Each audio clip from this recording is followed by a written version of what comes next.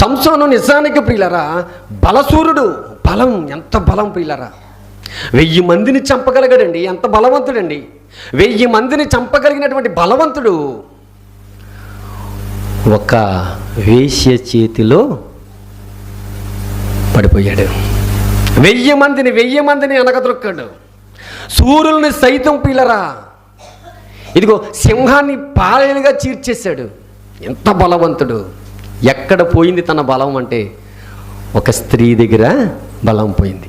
ఎందువలన అంటే చోటు ఇచ్చాడు పిల్లరా. చోటు ఇస్తే మన పరిస్థితి అంతే.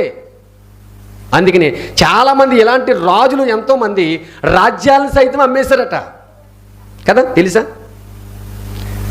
మనకి ఎక్కువగా ఈ ప్రోగ్రాల్లో ఒక నాటిక వేస్తూ ఉంటారు, ఒక స్త్రీ నాటిక. ఎందుకు వేస్తారనుకుంటున్నారు నాటిక?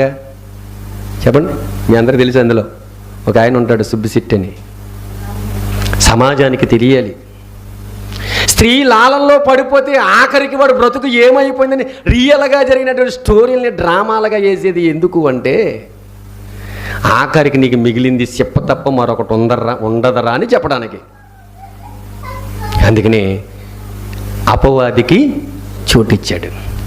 నీ జీవితంలో నీ భార్యకే చోటు ఇవ్వాలి తప్ప మరొక స్త్రీకి చోటిస్తే నీ పరిస్థితి సంసోనులాగే పిల్లరా అంధుడైపోతాం. దుష్టునికి చోటిస్తే మనం ఎలాగైపోతాం? మారాలపై మన దేవుని వర్లారా అందరూ కుటుంబాలుగా సంతోషంగా వర్ధిల్లుతూ ఉండాలి.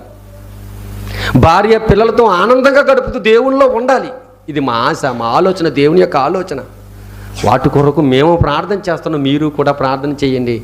దేవుని చిత్తమైతే అది జరుగుతుంది. ప్రియమైన దేవుని వర్లారా చోటిచ్చినటువంటి సంసోను పరిస్థితులు ఏమైపోయినా చూసారా? సంసోను భక్తిపరుడు కాబట్టి, సంసోను విశ్వాస వీరుడు కాబట్టి, సంసోను గారు దేవుని కృపలో ఉన్నాడు కాబట్టి చివరిగా దేవుడు చెప్పిన పనిని చేసి విశ్వాస వీరుల జాబితాల్లోనికి వచ్చాడు. ప్రియులారా మరి నీ పరిస్థితి, నా పరిస్థితి ఏంటి? పోతే రాగలమా? మరలా కాయిన్ పోయింది పిల్లరా, వెతుక్కోగలగమా? దొరుకుతుందా? ఆలోచించండి. చోటు ఇవ్వద్దు ప్రియమైన దేవుని వర్లారా. నువ్వు చోటు ఇవ్వాల్సింది ఎవరికి అంటే దేవుని ఆలయం ఇది. దేవుని మాటలకి, దేవునికి మాత్రమే నువ్వు చోటు ఇవ్వాలి.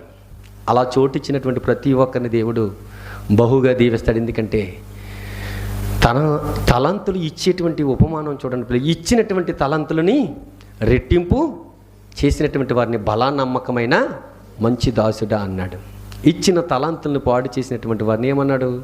చెడ్డ దాసుడా, సోమరివైన చెడ్డ దాసుడా. మీరు మంచి దాసులు అవ్వాలనుకున్నారా, చెడ్డ దాసులు అవ్వాలనుకున్నారా? మంచి దాసుని మాత్రమే దేవుడు మహాలోకానికి ఆహ్వానిస్తాడు, చెడ్డ దాసుల్ని ఆహ్వానించడు.